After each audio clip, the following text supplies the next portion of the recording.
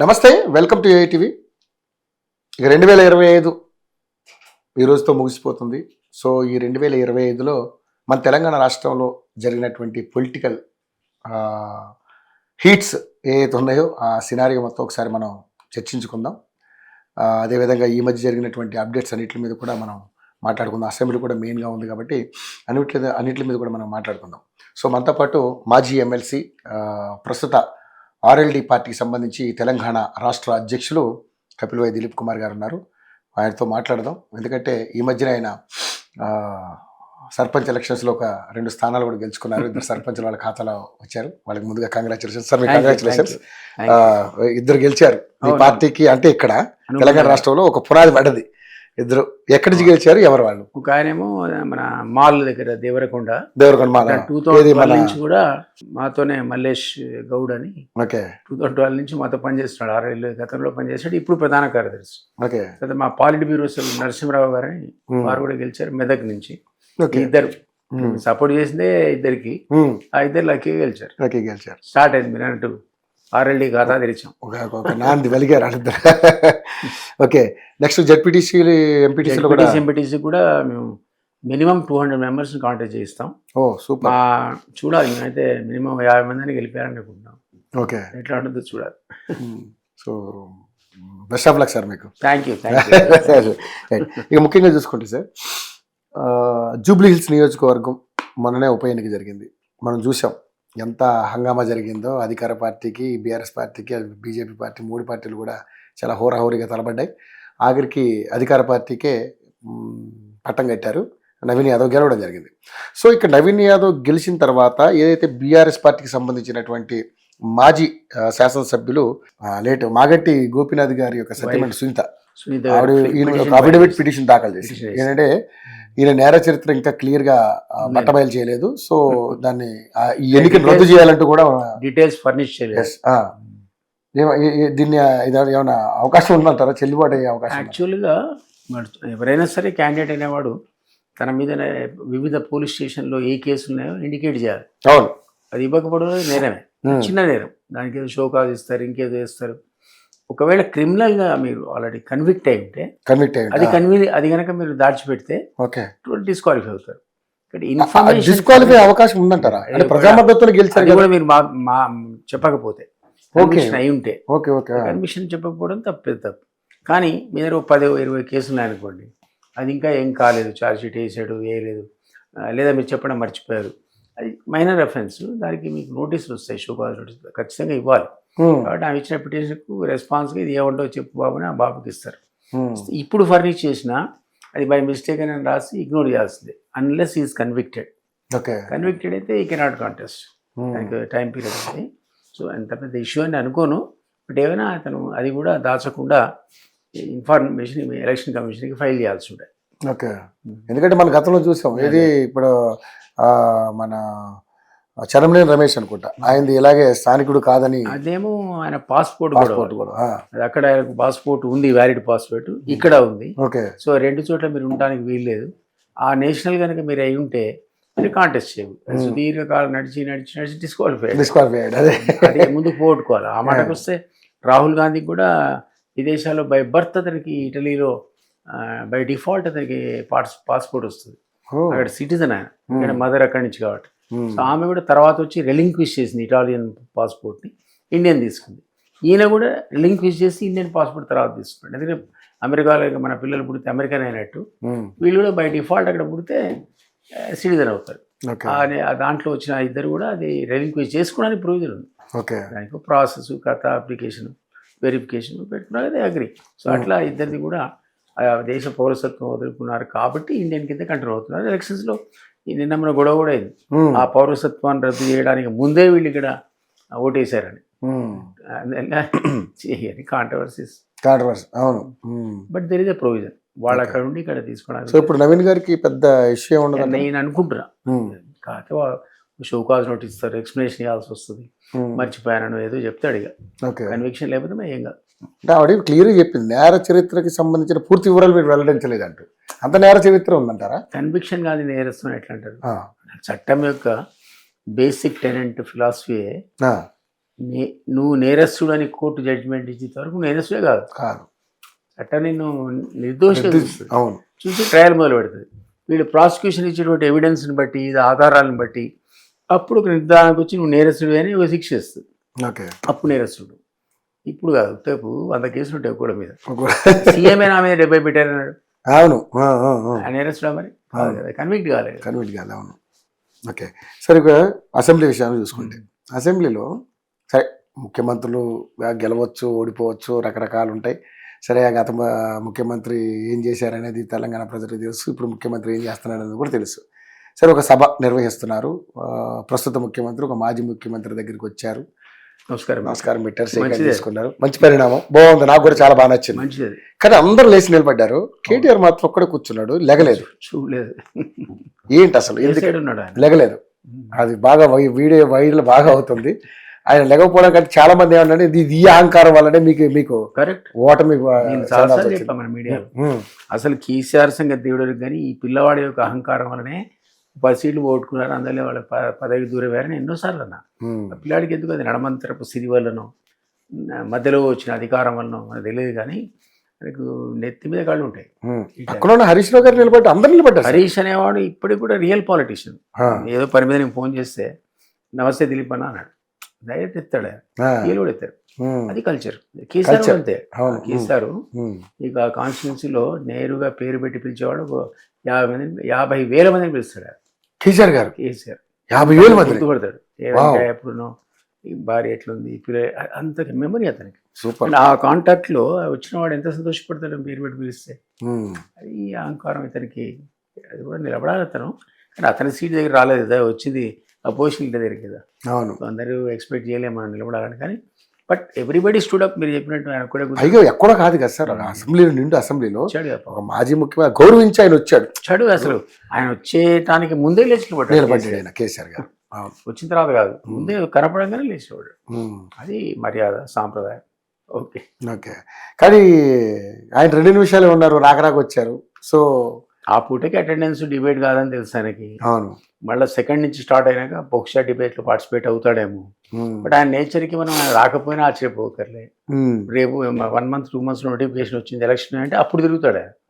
అంతేగాని మనం పరిగెత్తినట్టుగా సర్పంచ్ల కోసం, జెడ్పీటీ కోసం, ఎంపీటీ కోసం తిరిగేటువంటి వ్యక్తిత్వం కాదు. మన సీఎం తిరిగాడు, వాళ్ళకి బలపాలు కట్టుకొని తిరిగాడు సర్పంచ్ల కోసం. ఆయన తిరగలేదు కదా. అదే ఆయన నేచర్ కాదు. ఒక అట్మాస్ఫియర్ బిల్డ్ చేస్తాడు. ఆ అట్మాస్ఫియర్ ద్వారా ఆయనకు ఓట్లు. ఇప్పుడు డెఫినెట్లీ ఇప్పుడు 3 ఆల్టర్నేటివ్స్, కాంగ్రెస్ అండ్ బీఆర్ఎస్. చచ్చిపోయింది అనుకున్న బీఆర్ఎస్ పుట్టింది. అసలు ఏదో లేస్తుంది అనుకున్న బీజేపీకి డిపాజిట్ రాలేదు బై ఎలక్షన్స్. ఘోరం. ఇప్పుడు వచ్చిన స్థానాలు కూడా బొటాబిటికి వచ్చాయి. గతంతో కలిసి నాకు 4 సీట్లు ఎక్కువ వచ్చి సంతోషపడడం వేరు. కానీ ఈ ఇద్దరికంటే నువ్వు ఆల్టర్నేట్ కదా. అవును. నువ్వు నెంబర్ 1 ఉండాలి అసలు. లోకల్ పార్టీ ఏడి బీజేపీ లేదు. కాబట్టి మీకు పర్సన్స్ కూడా, ఈ ఓటర్ కూడా ఆల్టర్నేట్ కింద ఇప్పుడు మళ్ళీ బీఆర్ఎస్ చూస్తున్నారు. అది ఒక రకంగా కాంగ్రెస్కు ప్రమాదమే, ఈవెన్ బీజేపీకి ప్రమాదం. సరే, పోస్ట్ పోల్ సీరియల్లో ఎవరైతే అలయన్స్ పెట్టుకుంటే తెలియదు. నా అంచనా ప్రకారం వీళ్ళకు 30, వాళ్ళకు 30, వీళ్ళకు 30 గ్యారంటీ. రిమైనింగ్ 20 ఎవరు తెచ్చుకుంటే వాళ్ళే సీఎం అవుతారు. ఇద్దరు ఎవరు కలిస్తే వాళ్ళే ప్రభుత్వం ఏర్పాటు చేస్తారు. కాబట్టి రాబోయేది మీకు సంకీర్ణ ప్రభుత్వం అనేది నా అంచనా. అంతేనంటారా? ప్రతిసారి వన్ సైడ్ వచ్చింది. ఈసారి మీకున్న సిచ్యువేషన్ ఫ్లూయిడ్ గా ఉంది. సో సంకీర్ణ ప్రభుత్వం తప్పదు. 30+30+30+. ఏ 2 కలిస్తే తెలియదు. 30, 60 చాలు. ఆ 30+ ఎక్కువనోడు చీఫ్ మినిస్టర్. బీజేపీలో ఎక్కువ బీజేపీ అయింది. ఇప్పుడు మామూలుగా లోకల్ గా మనకున్నటువంటి ఒక ఇన్ఫర్మేషన్ ప్రకారం అయితే ఇప్పుడు బీజేపీ బీఆర్ఎస్ కలిసే అవకాశం ఎక్కువ. మనం అనుకోవడం ఏంటి, సీఎం రమేష్ అన్నాడు, ఆయనకు వచ్చాడు, పార్టీ మెరిట్ చేస్తాడు, ప్రాధాయపడ్డాడు. కావాలంటే సీసీ ఫుటేజ్ చూసుకోండి, మా ఇంటికి వచ్చింది. కానీ నేను అధిష్టానంతో మాట్లాడితే వాళ్ళు ఒప్పుకోలేదు అన్నాడు. అంటే ఆ ప్రయత్నమే చేశారు. ఇదంతకంటే కవితలే. వీళ్ళు అసలు పార్టీని తీసుకెళ్ళి మొత్తం కలిపే కార్యక్రమం ఉన్నారు. నాకు నచ్చలేదు అది. అది ఒక కారణాన్ని బయటికి రావడానికి కాదు. సో అందువల్ల సీరియస్ డిస్కషన్ అందులో ఉంది ఆ పార్టీలో బీజేపీకి వెళ్ళాలని. అది ఇంకా అది అంతర్గతంగానే ఉంది, కానీ ఇప్పుడు బహిర్గతం అవుతుంది. రాలే. ప్రీపోల్లో బోరు సార్, అది ఓట్లు అయిపోయినాక పోస్ట్ పోల్ పోతారు. అప్పటిదాకా విడిగానే ఫైట్ చేస్తారు. వాళ్ళకు కూడా ఒక ఆశ, మాకే 53 వస్తాయి, 60 వస్తాయని. వేరే వాళ్ళు కొట్లాడతారు. అట్లా ఎవరికి చూడు నాకు తెలిసి ఆ 30+ దగ్గరే అయిపోతారు. ఓకే. మన కేసీఆర్ గారు వచ్చి ప్రెస్ మీట్ పెట్టారు. ఏంటి దాని ఎఫెక్ట్ ఏమైనా ఉంటుంది అంటారా? ఇప్పుడు కేసీఆర్ అనేవాడు ఎప్పుడు మాట్లాడిన ఎఫెక్టే, ఆ, ఎప్పుడు రోజు మాట్లాడిన ఎఫెక్టే, 1 yearకి ఒకసారి మాట్లాడిన ఎఫెక్టే. ఇంక నుంచి ప్రజాక్షేత్రంలో ఉంటానని కూడా చెప్పాడు ఆయన. అది కష్టం, తిరగలేడు అతను, ఓపిక ఉండదు ఆయనకి. ఉమ్. బట్ మాట్లాడితే మాత్రం అది డెఫినెట్గా కమ్యూనికేట్ అవుతుంది. కమ్యూనికేట్ అవుతుంది. మీరు నేను మాడితే వాడు వినాడు. ఆ ఎఫెక్ట్ నేను గట్టుకుంటుంది. మాట్లాడితే ప్రెస్లో 12 పేర్లు వస్తుంది, నేను మాడితే ఉమ్. కేసీఆర్ ఫ్రంట్ పేర్లు వస్తాయండి. Um. Is a man on the screen, screen. There he comes he doesn't come అయిపోయింది. ఆ రెప్యుటేషన్ వచ్చేసింది ప్రజా ఉద్యమ నేతగా. అది ఒక గొప్ప ఇమేజ్ వచ్చింది. దాంతో సమానంగా రేవంత్ రెడ్డి కూడా తెచ్చుకున్నాడు. ఉమ్. ఆయన ప్రెస్ తర్వాత ఇన్స్టా పోస్ట్ అంటే మొత్తం పేజీలని హాఫ్ పేజీ ఈయనది, హాఫ్ పేజీ ఆయన, ఫ్రంట్ పేజీ, ఫ్రంట్ పేజ్లో. సగం ఇటు సగం అటు. సో అట్లా దీనికి కూడా ప్రజాదరణ పెరిగింది. అది ఏ తిట్లతో అయితే కేసీఆర్ తెలంగాణ తెచ్చాడో అదే తిట్లతో రేవంత్ సీఎం కూడా అయ్యాడు. కానీ ఆ తిట్లే ప్రమాదంగా మారుతున్నాయి. ఆయనకేమో లాభం కురిస్తే ఈయనకేమో నష్టం కురుస్తున్నాయి. ఇప్పుడు కూడా మొన్న కూడా మళ్ళీ తొండలో లాభంలో ఏంటంటే మాటలు అవసరమైన మాటలు అవి. ఉమ్. అట్లాంటి ఎందుకు ఇప్పుడు నువ్వు సీఎం అయితే డిగ్నిఫైడ్ ఉండాలి. సిగ్నిఫైడ్ కూడా. ఇప్పుడు మీరు అన్నట్టు ఆయన 2 hours మాట్లాడితే ఆ, ఒక్కసారి కూడా రేవంత్ రెడ్డి అనే పేరు ఎత్తలే. ఎత్తలేదు. నువ్వేమో 10 సార్లు అండి. వచ్చారు. ఏం లాభం? జాగ్రత్త చూసుకోవాలి. ఉమ్. అంటే ఆయన విపక్ష నేత ఆయన గౌరవియాలి. ఉమ్. ఇష్టమైన మాట్లాడినాడు. వాళ్ళు ప్రజల ద్వారా ఎన్నుకోబడ్డ నాయకులండి. అవును. ఇప్పుడు మనందరం కూడా పన్ను ఉంటే డైరెక్ట్ అసెంబ్లీ పోలేం, అవును. ఆఫీస్ దగ్గరికి పోలేం. ఇప్పుడు పోవాలి. అట్లా సిస్టమే అట్లా డివాల్వ్ చేసుకున్నాం, ఉమ్. ఎవాల్వ్ చేసుకున్నాం. మనం పోలేం కాబట్టి మనకు ఒక ప్రజాప్రతినిధి ఉండాలి. కాబట్టి 10 మంది కాంటాక్ట్ చేసి ఒకరికి ఓటేసి గెలిపిస్తాం. అవును. 1,00,000 మందికి ప్రతినిధిగా పోతాడు ఆయన. అవును. ఆ మాట్లాడాల్సిన వాడు అధికారితో కానీ లక్ష అసెంబ్లీలో మాట్లాడినాడు అతనే. సో ఆయన నేను రాను, పడుకుంటా ఫామ్ హౌస్లో అంటే తప్పు కదా అంటున్నా. ఉమ్. అది ప్రతిపక్ష నేత కానీ ఎవరు కానీ అన్ఫార్చునేట్లీ ఆయన రాడు. ఓకే. ఇప్పుడు సీఎం అయితే అయిన దానికి కాని దానికే తిరుగుతున్నాడు కదా. ఈయనతో స్టైలు, ఆయనతో ఒక స్టైలు. ఎవరైనా సరే ప్రజాప్రతినిధిగా ఉన్నవాళ్ళు ప్రజలకు జవాబుదారీ, అంశాలు ప్రస్తావించే వాళ్ళు అబ్జర్వ్ చేస్తారు. వాళ్ళ మాటలు స్క్రీన్ మీద ఉంటాయి, యాక్షన్స్ డిబేట్ అవుతాయి. అవును. నీకెందుకైనా నేను నా సొంత కవిత నాదే, నా పర్సనల్ లైఫ్ నాదే అని అనడానికి వీలు లేదు. నువ్వు పబ్లిక్ లైఫ్ ఎంచుకున్నావు, అవును. ఎంచుకున్న మరుక్షణం నుంచి నీకు ప్రైవేట్ లైఫే లేదు. ఉమ్. నీ ప్రతి చర్య కూడా డిబేట్ చేయడానికి అవకాశం పబ్లిక్ ఉంది. Because you are chosen to be they depended. అవును. So they expect you to perform. Um. నువ్వు పెర్ఫామ్ చేయను, నాకు బిజీ ఉన్నా లేదా పడుకున్నా అంటే నడవదు. సో అట్లా రెండోసారి నీకుడు గారు అట్లా అంటాడు. ఏ సందర్భాల్లో ఇట్లాంటి గొప్ప నేతలు తప్ప మళ్ళీ ఏరి ఓట్లు. ఇప్పుడు ఈ 2025లో సార్ దాదాపుగా ఈ రాష్ట్ర ప్రభుత్వం 2 లక్షల కోట్ల పైనే అప్పు చేసిందని చెప్పేసి కేటీఆర్ గారు నిండు సభలో మాట్లాడారు. మీరు ఇస్తానన్న 6 గ్యారెంటీలు కానీ అందులో మెయిన్ రుణమాఫీ అనేది ఎంతమందికి ఎంతో నేను ఇప్పుడే సవాల్ చేస్తున్నా. దమ్ముంటే రేవంత్ రెడ్డికి ఇదే కొండారెడ్డిపల్లికి వెళ్దాం, ఇదే కొడంగల్లో కొండారెడ్డిపల్లికి వెళ్దాం, ఎంతమందికి రుణమాఫీ అయిందో ఒక్కడికన్నా అయిందని తెలిస్తే, పూర్తి స్థాయిలో మీరు చేశారని తెలిసి నిరూపిస్తే నేను శాశ్వత రాజకీయాలకి పూర్తి స్థాయిలో అవుతాయి అంటే ఆ. జరగదు. ఇది పూర్తి స్థాయిలో ఆ మాత్రం స్కోప్ మనం ఇవ్వాల్సిందే. ఓకే. ఒక ఊర్లో మొత్తం ఉన్నందరికి ఎట్లా వస్తుంది? డెఫినెట్ మనకే వాళ్ళ అఫీషియల్ స్టేట్మెంటే ఇచ్చారు. మేము దాదాపు 22 లక్షల మందికి డిస్మెంట్ చేసాం, 3-4 lakhsకి ఇవ్వలేకపోయాం due to various technical reasons. వాళ్ళందరికీ కూడా ఇది ఆన్లైన్ కంప్లైంట్ లైన్ లేదా మా నోడల్ ఆఫీసర్ కూర్చొని ఉంటాడు, పోయి ఇవ్వని ప్రభుత్వం అయిపోయి 3-4 లక్షల దాకా మేము మనసలైపోయాం. రాష్ట్రం మొత్తం పూర్తి స్థాయి లాంటి వేరు సార్. మీ కొండారెడ్డిపల్లికి వెళ్దాం, అక్కడ ఒక్కళ్ళన్నా మీరు నిరూపిస్తే ఏంటంటే ఒకటికన్నా చూపిస్తా అని వాడు అంటాడు. అంత సూపర్ సాచురేషన్కి సీఎం తీసుకొస్తారని మనం అనుకోలేదు కదా. ఏదో టెక్నికల్ ప్రాబ్లం అడుగు రాకపోవచ్చు, పెద్ద ఇష్యూ కాదు. డెఫినెట్గా వాళ్ళు 3-4 lakh members ఇంకా ఇవ్వలేదని గవర్నమెంటే చెప్తుంది. సో మరి ఇప్పుడు ఇంకా చూసుకుంటే చాలా 6 గ్యారెంటీల విషయాల్లో ఇప్పుడు మనకి దాదాపు 2 సంవత్సరాలు కంప్లీట్ అయ్యింది సార్. ఇంకా అవకాశం ఉందంటారా? అంటే ఈ 3 ఏళ్ళలో ఏమన్నా కష్టం అనిపిస్తుంది? కష్టం మనం అంటే 8,600 అన్ని కమిటెడ్ ఎక్స్పెండిచర్, ప్లాన్ ఎక్స్పెండిచర్ ఇవన్నీ పోను. నాకు బడ్జెట్లో మిగిలేదు 8,600 కోట్లు అని చెప్పాడు సీఎం. 8,600లోనే షాదీ వారికి ఇవ్వాలి, లేదా ఇంకోటి ఇవ్వాలి, లేదా వెల్ఫేర్ స్కీమ్స్ అన్నిటికీ నేను నుంచి ఖర్చు పెట్టాలి. మీరు చెప్పండి దేనికి ఇవ్వాలి?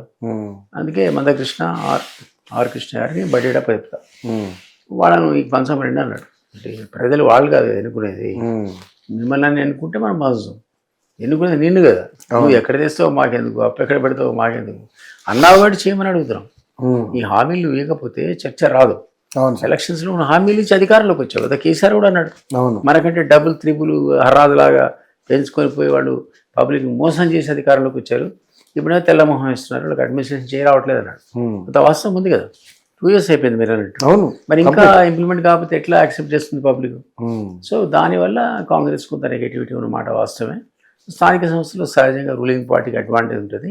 ఇది ఇట్లే పోయి వీళ్ళు గతంలో చేసిన ఏం చేయకపోతే ఎమ్మెల్యే ఎలక్షన్స్లో, ఎంపీ ఎలక్షన్స్లో దీని ఇంపాక్ట్ అనేది ఖచ్చితంగా ఉంటుంది. అప్పుడు ప్రపోర్షనల్గా కాంగ్రెస్ సీట్లు తగ్గడం, బీఆర్ఎస్ సీట్లు పెరగడం, బీజేపీ కూడా లేవడం వాళ్ళ కార్యాచరణని బట్టి. వాళ్ళకైతే మంచి వ్యాక్యూమ్ ఉంది, వాళ్ళు ప్లానింగ్ కరెక్ట్ బట్టి అనిపించట్లేదు. ఓకే. సో ఆ అవకాశం ఉంది. సో తెలంగాణ రాష్ట్రంలో అయితే సంకీర్ణ ప్రభుత్వం గ్యారెంటీ అంటారు పక్కా. నేను అనుకుంటున్నాను 100%. ఓకే. ఇదే సభలో పాడి కౌశిక్ రెడ్డి కూడా కామెంట్ చేశాడు సార్. ఏదైతే కల్వల ప్రాజెక్టుకి అప్పట్లో కేసీఆర్ హయాంలో 70 కోట్ల రూపాయలు ఖర్చు పెట్టి దాదాపు 6-7 లక్షల ఎకరాలకి 1000 ఎకరాలకి నీరు అందించాడు. అది కొంచెం ఇష్యూ అయింది. సో ఇప్పుడు మా ఏరియాలో కూడా ఒక కలవట్టు మేము నిర్మిస్తూ ఉంటే దాన్ని రాఘవ కన్స్ట్రక్షన్ వాళ్ళు చేస్తూ ఉంటే దాన్ని బాంబులు పెట్టి పేల్చేశారు. మేడిగడ్డని ఎట్లా ఈ విధంగా అయితే పేల్చేశారు అని అన్నాడు. ఇక దాని మీద రచ్చ అయిపోయింది. మేడిగడ్డ నిజంగానే బాంబులు పెట్టి పేల్చారా? ఈ ఎందుకు సార్ బీఆర్ఎస్ రూమర్ ఉండింది అప్పుడు, కావాలని కుట్ర కోణంలో మీరు పేల్చారు. బాంబులు పెట్టి పేలిస్తే పడిపోయే నాశనకంగా కట్టారంటారా? అది ఎట్లా ఉండదు.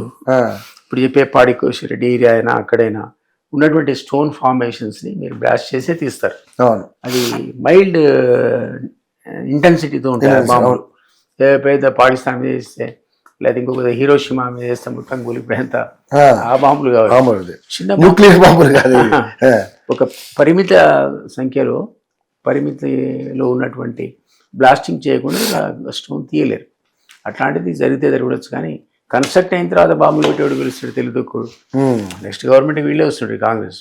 అంత బుద్ధగా బలకొట్టరు కదా. అది కావాలని వాళ్ళ మీద ఆరోపణలే తప్ప ఇక్కడ ఆ రోజు పెద్ద సౌండ్ వచ్చింది ఏదో బాంబు పెట్టినట్టు అక్కడ లోకల్ వాళ్ళు అంటారు. కానీ అంత పెద్ద బ్రిడ్జ్ ఒకసారి షేక్ అయితే బాంబులు పెట్టే శబ్దమే వస్తుంది. మరి అందువల్ల ఇక్కడ పాడి కౌశిక్ రెడ్డి కూడా ఏం చేస్తారు అదే అక్కడ కూడా స్టోన్లో ఏదైతే కొత్త స్ట్రక్చర్ రావాలనుకుంటే పాత స్ట్రక్చర్ చేయాలంటే కూడా వాళ్ళు బ్లాస్ట్ చేయాల్సిందే. సో నాశనకంగానే కన్స్ట్రక్షన్ చేశారని జరిగింది కనపడుతుంది కదా, కుంగిపోయింది కదా. మన అనడం ఏంటి, నేషనల్ డ్యామ్ సేఫ్టీ ఈ టెక్నికల్ ఆస్పెక్ట్స్ ఏవి కన్సిడర్ చేయకుండా కట్టారు, దానివల్లే నాశన కంపెనీ అయిందని వాడు రిపోర్ట్ ఇచ్చారు. ఇప్పుడు ఈయన యాక్షన్ తీసుకుంటా దాన్ని సిబిఐకి ఇచ్చాడు. ఇప్పుడు సిబిఐ ఎప్పుడు వస్తుందో మనకు తెలియదు. ఏ కారణం చేతనో తన బుధాల మీద తీసి అవతల తోసేసాడు. కౌశిక్ రెడ్డి చెప్పేది కూడా అది ఆధారం ఉన్నటువంటి వ్యవహారాన్ని అనుకోదు. కానీ కేసీఆర్ కానీ కేటీఆర్ కానీ ఇప్పుడు కూడా అదే హోప్తో ఉన్నారు. వీళ్ళు అలాగే అరెస్ట్ చేయలేరు, కానీ వీళ్ళే రెచ్చగొడుతున్నారు. అరెస్టులు జరుగుతాయా? ఎందుకంటే నిరూపణ జరుగుద్దా? నేనైతే అనుకుంటున్నా అరెస్టులు తప్పవాలి.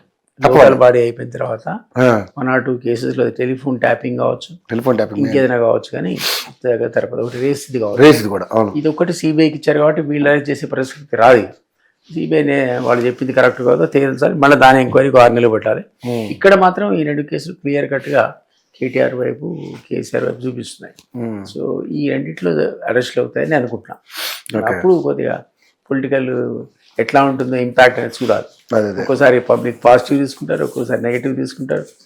అయితే పోయింది అయిందిలే అంత పెద్ద లీడర్ లోపలేస్తామని ఒకసారి అంటారు. దాని ఇంపాక్ట్ అనేది ఇంకో 1 year ఉంది ఎలక్షన్ అప్పుడే చేస్తారు తప్ప మరి 6 నెలలకు ఎలక్షన్ చేయాలి. చేస్తుంది వన్ సైడ్ కొట్టుకుపోయే అవకాశం ఉంటుంది, పబ్లిక్ పట్టించుకోరు. కాబట్టి ఇప్పుడు అయితే తేలుతుంది దాని కథ ఏంటో. కవిత పోయింది, 6 నెలలు పోయింది, ఆమె చెప్పుకుంటుంది ఎవరు పట్టించుకోలేదు, మా వాళ్ళు రాను కూడా రాలేదు. ఇవి అందరూ మర్చిపోయారు. టైం గ్యాప్ ఉంటే ఇమ్మీడియట్ ఎలక్షన్ ఏం లేకపోతే దాని ఇంపాక్ట్ ఉండదు. టైం గ్యాప్ ఎక్కువ ఉండి అదే తక్కువ ఉండి 6 months 6 months ఏముంది, ఆ 3 నెలలు జైల్లో ఇది ఎవరు దాని ఇంపాక్ట్ ఎలక్షన్ మీద పడదు. జార్జ్ ఫెర్నాండెస్ ఒక మహానేత ఉండేవాడు, దాదాపుగా 1 year జైల్లో ఉన్నాడు. ఆయన ఎంపీ కాంటాక్ట్ చేసి నామినేషన్ వచ్చి వేయడానికి కోర్టు పర్మిషన్ చేసి వచ్చాడు.